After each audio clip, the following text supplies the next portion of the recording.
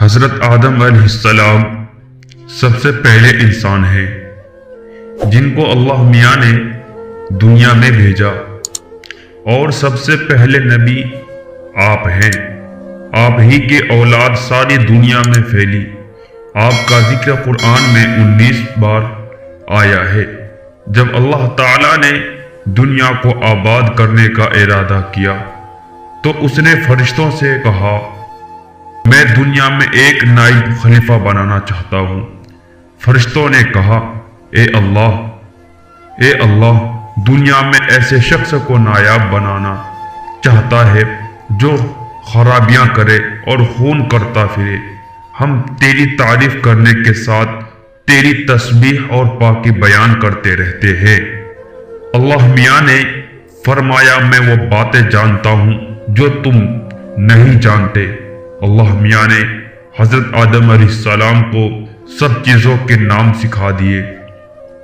فرشتوں پھر ان کو فرشتوں کے سامنے کیا اور فرمایا، اگر تم سچے ہو تو مجھے ان کے نام بتاؤ۔ انہوں نے کہا کہ تو پاک ہے، جتنا علم تو نے ہم کو بخشا ہے اس کے سوا ہم کچھ نہیں معلوم۔ پھر اللہ میاں نے فرشتوں کو حکم دیا کہ تم آدم علیہ السلام کو سجدہ کرو، تو وہ سب سجدے میں گر پڑے مگر شیطان نے سجدہ نہیں کیا۔ اللہ میاں نے حضرت آدم علیہ السلام سے کہا کہ تم اور تمہاری بیوی جنت میں رہو اور جہاں سے چاہو کھاؤ پیو، مگر ایک خاص درخت کے متعلق حضرت آدم علیہ السلام کو منع کر دیا کہ اس کے قریب بھی نہ جانا ورنہ تم بھی ظالموں میں سے ہو جاؤ گے۔ اس طرح اللہ میاں نے حضرت آدم علیہ السلام کا امتحان لیا کہ دیکھیں یہ ہمارا کہنا مانتا ہے یا بھول جاتے ہیں اور شیطان کے بہکاوے میں آ جاتے ہیں۔ شیطان جو پہلے ہی حضرت آدم علیہ السلام سے ناراض تھا کہ ان کی وجہ سے وہ خدا تعالیٰ کے دربار سے نکالا اور خدا تعالیٰ کی لعنت اس پر ہوئی، اور اس نے قسم کھائی تھی کہ میں حضرت آدم اور اس کی اولاد کو قیامت تک بہکاتا رہوں گا کہ میں اللہ میاں کا کہنا نہ ماننے اور خوب برائیاں پھیلائے۔ وہ حضرت آدم علیہ السلام اور ان کی بیوی حضرت حوا علیہ السلام کو برابر بہکاتا رہا کہ اس درخت کا پھل تم ضرور کھاؤ، اس کے کھانے سے تم فرشتہ بن جاؤ گے، جنت میں سے کبھی نہ نکلو گے۔ آخر ایک دن حضرت آدم علیہ السلام اور ان کی بیوی حضرت حوا بھول سے شیطان کے بہکاوے میں آ گئے اور درخت کا پھل کھا لیا۔ پھل کھاتے ہی دونوں ننگے ہو گئے اور جنت کا لباس ان کے بدن سے غائب ہو گیا، اور وہ جنت کے پتوں سے اپنے بدن کو چھپانے لگے۔ اور اللہ نے حضرت آدم علیہ السلام سے کہا، ہم نے کہہ دیا تھا کہ اس درخت کے پاس نہ جانا اور شیطان کے کہنے میں نہ آنا، وہ تمہارا دشمن ہے، تم اس کے کہنے میں آ گئے۔ اب تم اور حوا جنت سے جاؤ اور دنیا میں جا کر رہو۔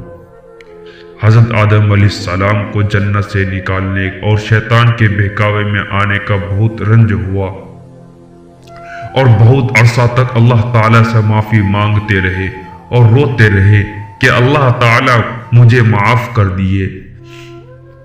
آخر اللہ میاں کو رحم آیا اور حضرت آدم علیہ السلام کو یہ دعا سکھائی کہ اے میرے رب، ہم نے اپنے اوپر ظلم کیا اور تو ہم پر رحم نہیں کرے گا تو ہم بڑا نقصان اٹھانے والوں میں سے ہو جائیں گے۔ تو حضرت آدم علیہ السلام نے یہ دعا بہت گڑ گڑا کر مانگی، اور اللہ میاں تو بہت رحم کرنے والے ہیں۔ جب کوئی بندہ گناہ کر لیتا ہے اور سچے دل سے توبہ کر لیتا ہے، اے اللہ، یہ گناہ تو مجھ سے غلطی سے ہو گیا، آئندہ ایسا نہ کروں گا، تو وہ معاف کر دیتے ہیں۔ چنانچہ یہ حضرت آدم علیہ السلام کو بھی اللہ میاں نے معاف کر دیا اور پھر کہا، تم اور تمہاری اولاد دنیا میں رہو، اور یہ بات یاد رکھو میری طرف سے کوئی نبی صلی اللہ علیہ وسلم میری ہدایت لے کر تمہارے پاس آئے، تم اس کا کہنا ماننا، جو میرے بھیجے ہوئے نبیوں کا کہنا مانے گا اس کو پھر نہ کوئی خوف ہوگا اور نہ کوئی غم۔ جو لوگ میرے نبیوں کی بات کو نہیں مانیں گے اور ہماری آیتوں کو جھٹلائیں گے وہ دوزخ میں جائیں گے اور ہمیشہ اسی میں رہیں گے۔ اس کے بعد حضرت آدم علیہ السلام اور حضرت حوا علیہ السلام دنیا میں رہنے سہنے لگے، خوب جی لگا کر اللہ کی عبادت کرتے، ان کی بہت اولاد ہوئی اور دنیا میں سب جگہ آباد ہوتی رہی۔ حضرت آدم علیہ السلام اپنی اولاد کو یہی بات بتاتے رہے کہ تم کبھی شیطان کے بہکاوے میں نہ آنا، وہ ہمارا دشمن ہے اور ہم کو بری باتیں کرنے کے لیے بہکاتا رہتا ہے۔ ہمیشہ اللہ کی عبادت کرنا، سچ بولنا، کسی پر ظلم نہ کرنا، ایک دوسرے کی نیک کاموں میں مدد کرتے رہنا۔ آخر کار حضرت آدم علیہ السلام 999 سال زندہ رہ کر وفات پا گئے۔